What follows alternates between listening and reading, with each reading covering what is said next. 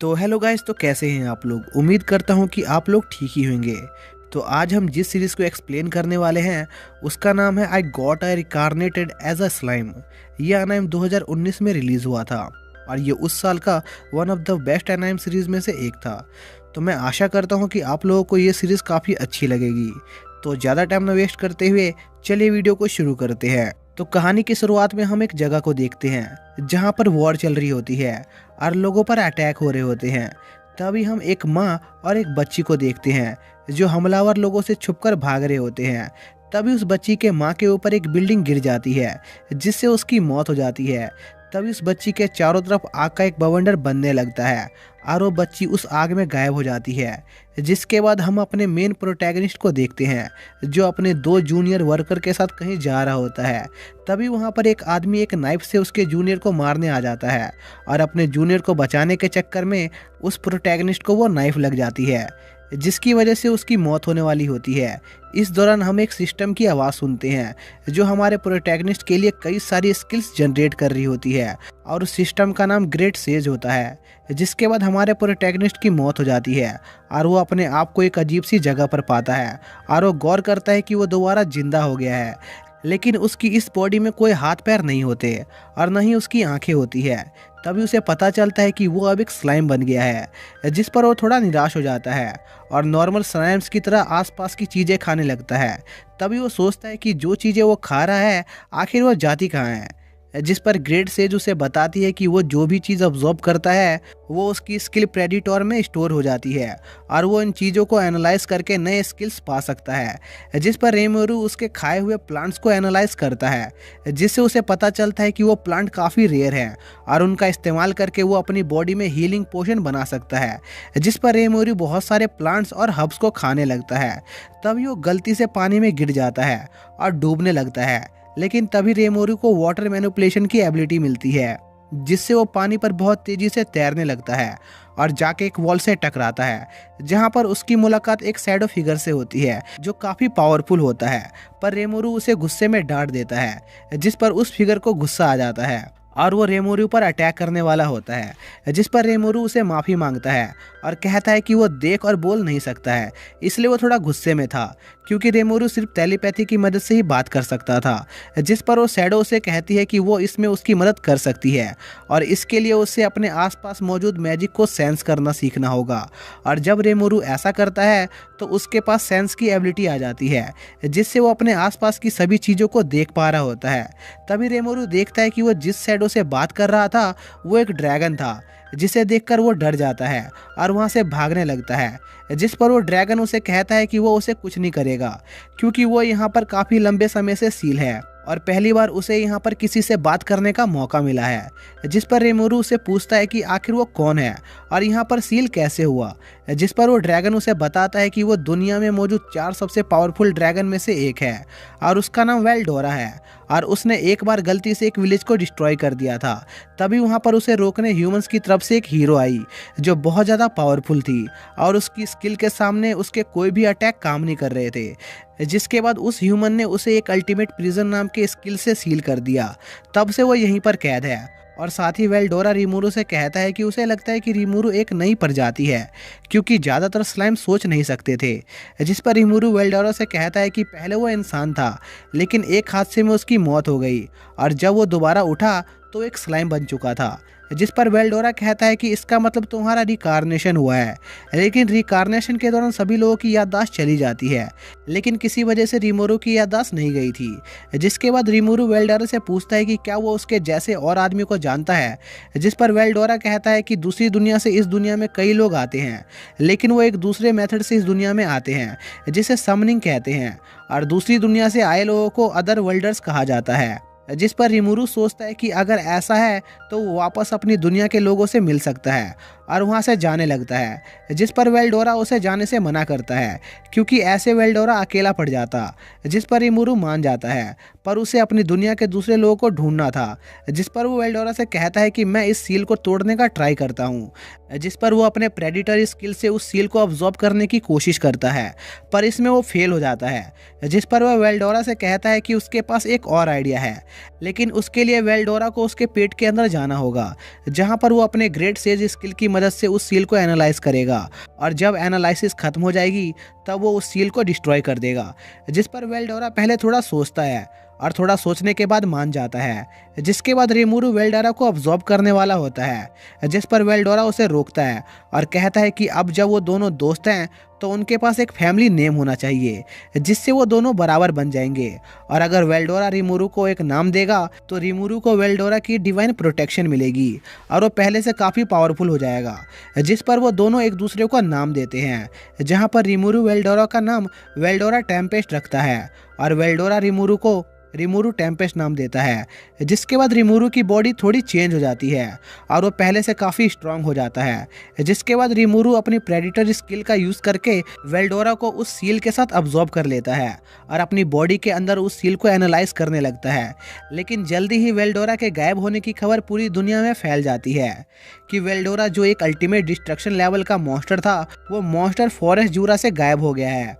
और यह खबर सबसे पहले बेलमोंड किंगडम को पता चलती है जो जूरा फॉरेस्ट के आसपास में था और वहाँ पर गिल्ड का हेड और एक आदमी इस बारे में बात कर रहे होते हैं कि अब जब वेल्डोरा ग्रेट फॉरेस्ट ऑफ जूरा से गायब हो गया है तो ईस्टर्न किंगडम जल्दी उस जगह पर कब्जा कर लेंगे। जिस पर गिल्ड का हेड ग्रेट फॉरेस्ट ऑफ जूरा की करंट कंडीशन को चेक करने के लिए एक इन्वेस्टिगेशन टीम को भेजने का फैसला करता है। इसी दौरान हम रिमूरू को देखते हैं जो आराम से घूम रहा होता है और रास्ते में रिमूरू कई नई स्किल सीखता है।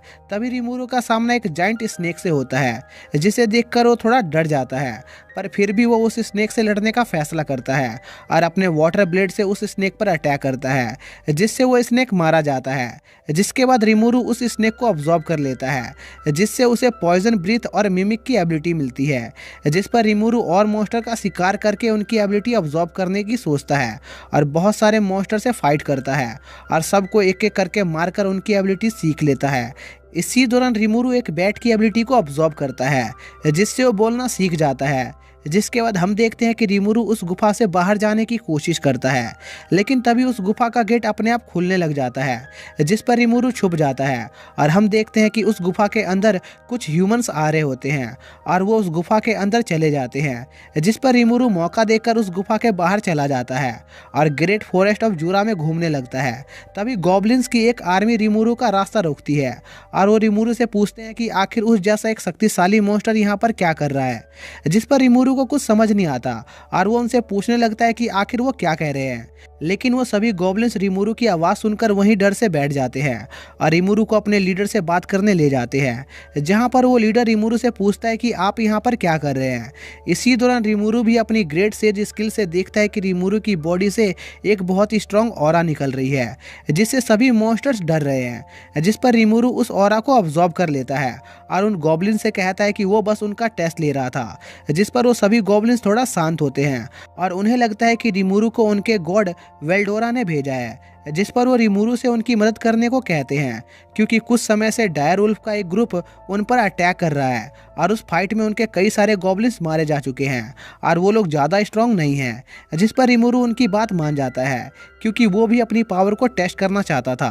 तभी डायर वुल्फ का ग्रुप गॉब्लिन्स के विलेज पर अटैक कर देता है, जिसके बाद रिमूरू उन डायर वुल्फ से फाइट करने के लिए गॉब्लिन्स को तैयार करने लगता है। जिसके बाद हम रात का सीन देखते हैं जहाँ पर डायर वुल्फ और उसका लीडर गॉब्लिन्स के विलेज पर अटैक कर देते हैं, लेकिन जैसे ही वो उनके विलेज के पास जाते हैं एक एक करके गॉब्लिन्स उन्हें मारना शुरू कर देते हैं। यह देखकर डायर वुल्फ का लीडर थोड़ा शॉक होता है। तभी वो देखता है कि विलेज के पास स्टील वेब्स का जाल बिछा हुआ है। तभी रिमूरू उनके सामने आता है और डायर वुल्फ से कहता है कि अगर उनको अपनी जान प्यारी है तो वो वापस लौट जाएं, लेकिन डायर वुल्फ का लीडर पीछे नहीं हटता और खुद रिमूरू पर अटैक करने चला जाता है। जिस पर रिमूरू उस लीडर को अपने वेब में फंसा लेता है और अपने वाटर ब्लेड से उसका सर काट देता है। जिसके बाद रिमूरू को लगता है कि अब डायर वुल्फ वापस लौट जाएंगे, जिस पर वो उन्हें दोबारा वापस जाने को कहता है, पर डायर वुल्फ तब भी पीछे नहीं हटते। जिस पर रिमूरू उस लीडर की बॉडी को अब्जॉर्ब कर लेता है और उसका रूप लेकर उन सभी को सरेंडर करने की धमकी देता है। जिस पर डायर वुल्फ रिमूरू की पावर देखकर उसे अपने ग्रुप का नया लीडर बना देते हैं। जिसके बाद हम अगले दिन का सीन देखते हैं जहां पर रिमूरू उन दोनों ग्रुप को साथ में काम करने को कहता है, लेकिन उसे सभी लोगों को ऑर्डर देने में दिक्कत हो रही होती है क्योंकि उनका कोई नाम नहीं होता जिस पर वो सभी को एक नाम देने का फैसला करता है, जिससे गॉब्लिन्स और डायरवुल्फ बहुत खुश हो जाते हैं और वो सभी को उनका नाम देता है। लेकिन जैसे ही वो डायरवुल्फ के लीडर के बेटे को नाम देता है, रिमुरु की बॉडी डिफॉर्म हो जाती है, क्योंकि रिमुरु ने अचानक से बहुत ज़्यादा मैजिक यूज़ कर लिया था। जिसके बाद रिमुरु को 3 दिन बाद होश आता है, जहां पर वो देखता है कि सभी गॉब्लिन्स अब हॉब गॉब्लिन्स में इवॉल्व हो चुके हैं, क्योंकि जब कोई हायर बीइंग किसी को नाम देता है तो उनमें यूज़र की थोड़ी मैजिकल पावर चली जाती है, जिससे वो मॉन्स्टर इवॉल्व हो जाते हैं। जिसके बाद रिमुरु डायरवुल्फ के नए लीडर से मिलता है, जिसका नाम रांगा होता है, जो रिमुरु को देखकर काफ़ी खुश होता है। जिसके बाद रिमुरु विलेज के सभी लोगों को एक मीटिंग के लिए बुलाता है और उनसे कहता है कि उसका एक मिशन है कि वो एक मॉन्स्टर नेशन बनाना चाहता है, जहां पर सभी मॉन्स्टर एक साथ रह सके। और वो अपने सिटी के लिए 3 रूल रखता है कि सभी मॉन्स्टर्स आपस में फाइट नहीं करेंगे और कोई भी मॉन्स्टर अपने से कमज़ोर मॉन्स्टर को बुली नहीं करेगा। और लास्ट रूल होता है कि मॉन्स्टर इंसानों पर अटैक नहीं कर सकते हैं, जिस पर कुछ मॉन्स्टर रिमुरु से पूछते हैं कि आखिर वो ह्यूमंस पर अटैक क्यों नहीं कर सकते, जिस पर रिमुरु कहता है क्योंकि ह्यूमंस उसे अच्छे लगते हैं और उनसे पंगा लेना अच्छा नहीं है, क्योंकि वो उन पर ग्रुप बनाकर हमला कर सकते हैं। जिसके बाद रिमुरु उन सभी के साथ मिलकर उस विलेज को डेवलप करने लगता है, लेकिन वो देखता है कि गॉब्लिन्स के पास खाने की कोई कमी नहीं है, लेकिन उनके पास रहने की कोई जगह नहीं होती, क्योंकि किसी भी गॉब्लिन्स को घर बनाना नहीं आता था। जिस पर गॉब्लिन्स का लीडर रिकगार्ड रिमुरु को एक किंगडम डोरगोन के बारे में बताता है, जहाँ पर ड्वार्फ्स रहते थे जो उनकी इस काम में मदद कर सकते थे, और वहाँ पर वो मॉन्स्टर को भी आने देते थे, क्योंकि वो एक न्यूट्रल किंगडम था। जिस पर रिमुरु अपने कुछ साथियों के साथ वहाँ जाने के लिए निकल जाता है, और रास्ते में गॉब्लिन्स रिमुरु को डोरगोन की सुंदर एल्प्स के बारे में बताते हैं, जिससे रिमुरु उनके ही बारे में सोचने लगता है। जिसके बाद वो कुछ दिन के सफ़र के बाद वहाँ पहुँच जाते हैं और डोरगोन के अंदर जाने के लिए एक लंबी लाइन लगी होती है, जिस पर रिमुरु गोबेटा के साथ वहाँ जाने का फैसला करता है और लाइन में इंतज़ार करने लगता है। तभी कुछ एडवेंचर गोबेटा को बुली करने लगते हैं, जिस पर रिमुरु को उन एडवेंचर पर थोड़ा गुस्सा आता है और वो रांगा का रूप लेकर उन्हें डराने की कोशिश करता है, पर वो एडवेंचर नहीं डरते और रिमुरु पर अटैक कर देते हैं। पर उनके अटैक से रिमुरु को कुछ नहीं होता और वो अपनी मैनेज स्किल से उन पर अटैक करता है, जिससे उन लोगों के साथ साथ आसपास मौजूद सभी लोग उसकी पावर से बेहोश हो जाते हैं। तभी डोरगोन के गार्ड्स वहां आ जाते हैं और वो रिमुरु और गोबेटा को पकड़ लेते हैं और प्रिजन में बंद कर देते हैं। लेकिन गार्ड को एक विटनेस से पता चलता है कि फाइट दूसरे लोगों ने शुरू की थी, जिस पर वो उन्हें छोड़ने वाला होता है। तभी उस गार्ड के पास उसका एक साथी आता है, जो उसे एक एक्सीडेंट के बारे में बताता है, जिसमें उसके कुछ साथी घायल हो गए थे और उनके पास हीलिंग पोशन की कमी पड़ रही थी। जिस पर रिमुरु उन्हें कुछ हीलिंग पोशन देकर उनकी मदद करता है, जिससे खुश होकर वो गार्ड रिमुरु को छोड़ देता है। जिसके बाद रिमुरु उस गार्ड को अपने यहाँ आने का कारण बताता है, जिस पर वो गार्ड रिमुरु को उसके एक दोस्त ड्वार्फ के पास ले जाता है। लेकिन रिमुरु देखता है कि वो आदमी किसी काम में बहुत बिजी है। लेकिन जब उस आदमी को पता चलता है कि रिमुरु ने उसके साथियों की मदद की है, तो वो रिमुरु की मदद करने को तैयार हो जाता है, पर वो अभी उसके साथ जाने से मना करता है, क्योंकि उसे किंग के लिए 20 ग्रेड स्वॉर्ड का ऑर्डर पूरा करना था, जिस वजह से वो काफ़ी बिजी था। तभी वो देखता है कि उसके मैजिकल क्रिस्टल खत्म हो गए हैं, जिस पर रिमुरु उस ड्वार्फ को अपना एक मैजिकल स्टील देता है, जो मैजिकल क्रिस्टल के मुकाबले बहुत कीमती था, जिससे वो आदमी काफ़ी खुश हो जाता है। लेकिन तभी वो गौर करता है कि उसके पास वो सारी शॉट्स बनाने के लिए ज़्यादा वक्त नहीं है, जिससे वो थोड़ा निराश हो जाता है। जिस पर रिमुरु उसकी मदद करने का डिसाइड करता है और उस ड्वार्फ से उसकी ग्रेट शॉट दिखाने को कहता है। जिसके बाद रिमुरु उस स्वॉर्ड को अब्जॉर्ब कर लेता है और उसे एनालाइज करके उसकी बहुत सारी कॉपी बना देता है, जिससे उस ड्वार्फ की टेंशन खत्म हो जाती है और वो रिमुरु की मदद करने को तैयार हो जाता है और वो अच्छे दोस्त बन जाते हैं। जिसके बाद वो लोग एक बार में पार्टी करने जाते हैं, जहाँ पर बहुत सारी सुंदर एल्फ्स होती हैं और रिमुरु उन्हें देखकर पागल हो जाता है और उसे बहुत मजा आ रहा होता है। तभी वहाँ की एक एल्फ एक मैजिकल क्रिस्टल लेकर आती है और वो लोग उसमें रिमुरु के फ्यूचर पार्टनर को देखने लगते हैं, जो एक काफी सुंदर लड़की होती है, जिसे देखकर रिमुरु थोड़ा शर्मा जाता है। तभी उस बार में उस किंगडम का मिनिस्टर वेस्टा आ जाता है, जो काइजिन को वहां देखकर उसे ताने मारने लगता है कि उसे यहाँ होने के बजाय ग्रेट स्वॉर्ड का काम पूरा करना चाहिए। जिस पर काइजिन उसे बताता है कि उसने पहले ही वो काम खत्म कर दिया है, जिस पर वेस्टा थोड़ा शॉक होता है। तभी वो वहाँ पर रिमुरु को देखता है और उसे कमजोर मॉन्स्टर समझकर उसकी बेइज्जती करने लगता है, जिस पर काइजिन वेस्टा को एक पंच मार देता है, क्योंकि रीमुरु उसका गेस्ट था और वो उसकी बेइज्जती नहीं सह सकता था और वो वेस्टा को बहुत मारता है, जिस पर वहाँ पर सिटी के गार्ड्स आ जाते हैं और वो रीमुरु और काइजिन के साथियों को वेस्टा पर अटैक करने के जुर्म में गिरफ्तार कर लेते हैं और जेल में बंद कर देते हैं, जहाँ पर रीमुरु काइजिन से पूछता है कि आखिर वेस्टा उससे इतनी नफरत क्यों करता है, जिस पर काइजिन रीमुरु को बताता है कि बहुत पहले वो इस किंगडम की फौज का हिस्सा था जहां पर वो और वेस्टा साथ में काम करते थे, लेकिन उसकी और वेस्टा की बिल्कुल भी नहीं बनती थी और एक दिन वेस्टा का एक एक्सपेरिमेंट फेल हो गया जिससे काफ़ी तबाही हुई और वेस्टा ने उसका पूरा इल्ज़ाम काइजिन पर लगा दिया, जिस पर काइजिन ने फौज छोड़ दी और वेस्टा तब से काइजिन के पीछे पड़ा हुआ है। लेकिन इन सब के बावजूद भी काइजिन वेस्टा को बुरा नहीं समझता था क्योंकि वेस्टा भी काइजिन की तरह इस किंगडम का भला चाहता था। जिसके बाद हम अगले दिन का सीन देखते हैं जहां पर उन्हें उस किंगडम के राजा गेजेल के सामने उनकी सजा के लिए बुलाया गया होता है और रीमुरु वहां देखता है कि वेस्टा ने उनके वकील को खरीद लिया है, जिस पर वो वकील उन्हें फंसा देता है, जिस पर जज उन्हें 10 साल माइन में काम करने की सजा देता है। लेकिन तभी किंग उस सजा को रोक देता है और काइजिन और उसके साथियों को देश निकाला दे देता है।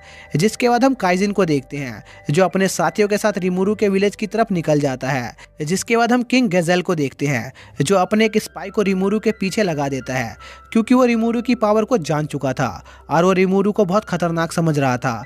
जिसके बाद हम बेलमोंट सिटी का सीन देखते हैं जहां पर वो एडवेंचरर्स ग्रेट फॉरेस्ट ऑफ जूरा का इंस्पेक्शन करके वापस आ चुके होते हैं और अपने गिल्ड मास्टर को रिपोर्ट दे रहे होते हैं, जहां पर वो अपने गिल्ड मास्टर को बताते हैं कि जूरा फॉरेस्ट में अभी कोई भी ईस्टर्न किंगडम के लोग नहीं हैं और वेल्डोरा भी उस फॉरेस्ट से गायब हो चुका है। जिस पर गिल्ड मास्टर कुछ सोचता है और उन एडवेंचरर से कहता है कि तुम 3 दिन के ब्रेक के बाद दोबारा ग्रेट फॉरेस्ट ऑफ जूरा जाओगे और उसके आसपास की छानबीन करोगे क्योंकि अब जब वेल्डोरा वहाँ नहीं है तो मॉन्स्टर बेकाबू हो रहे होंगे। जिसके बाद वो वहाँ से चले जाते हैं, पर वो लोग अपने गिल्ड मास्टर से काफ़ी गुस्सा होते हैं क्योंकि उन्होंने उन्हें आराम करने के लिए काफ़ी कम समय दिया था और वो दोबारा जूरा फॉरेस्ट नहीं जाना चाहते थे। तभी वहाँ पर एक मास्क वाली लड़की सीजू आ जाती है जो उनके साथ जूरा फॉरेस्ट जाने को तैयार हो जाती है। जिसके बाद हम रीमुरु को देखते हैं जो वापस ग्रेट फॉरेस्ट ऑफ जूरा में पहुंच चुका होता है, जहां पर वो अपनी एक स्किल ब्लैक लाइटनिंग को टेस्ट करता है जो बहुत पावरफुल होती है, जिस पर वो अपनी इस स्किल को संभाल कर इस्तेमाल करने की सोचता है। जिसके बाद वो वापस अपनी सिटी में जाता है जहां पर वो देखता है काइजिन और उसके ग्रुप की वजह से उनकी सिटी का डेवलपमेंट बहुत तेजी से हो रहा है। इसी दौरान रीमुरु के पास रिक गार्ड आ जाता है जो रीमुरु को बताता है कि कुछ ह्यूमंस उनके फॉरेस्ट में घुस गए हैं, जिस पर रीमुरु उन ह्यूमंस को देखने जाता है। जिसके बाद हम उन एडवेंचरर को देखते हैं जिनके पीछे रेड जाइंट एंट्स का ग्रुप पड़ा होता है।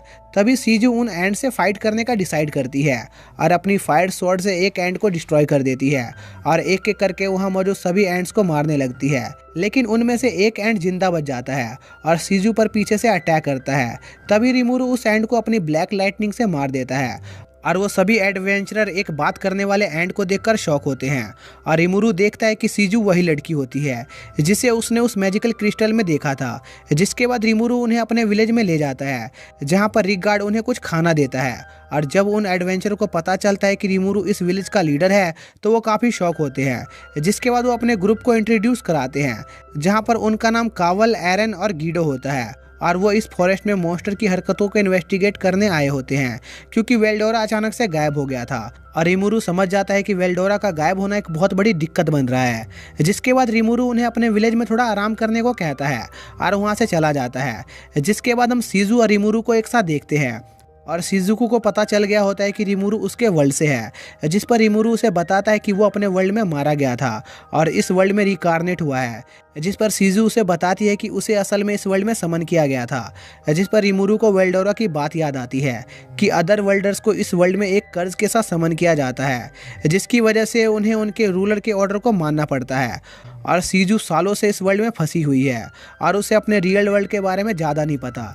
जिस पर रीमुरु शिजुको को अपने ग्रेट सेज स्किल की मदद से शिजुको के उस वर्ल्ड से जाने के बाद हुए सारे हादसे दिखाता है, जिसे देखकर शिजुको काफ़ी खुश हो जाती है। तभी हम शिजुको का पास्ट देखते हैं जहां पर एक डीमन किंग शिजुको को इस वर्ल्ड में समन करता है, पर उसे शिजु कुछ खास नहीं लगती। जिस पर वो एक फायर स्पिरिट को शिजुको के अंदर डाल देता है और उसे अपनी सर्वेंट बना लेता है और इसी के साथ यह पार्ट यहीं पर खत्म हो जाता है। तो गाइज आप लोगों को इस सीरीज का सेकंड पार्ट का लिंक डिस्क्रिप्शन में मिल जाएगा, लेकिन लिंक आप लोगों को कल मिलेगा क्योंकि मैं इसके सेकंड पार्ट को अपने दूसरे चैनल पर कल अपलोड करूंगा। और जिसको जिसको इस सीरीज का सेकंड पार्ट जल्दी से जल्दी चाहिए वो कमेंट करके जरूर बताएं। तो मिलते हैं नेक्स्ट वीडियो में, तब तक के लिए बाय।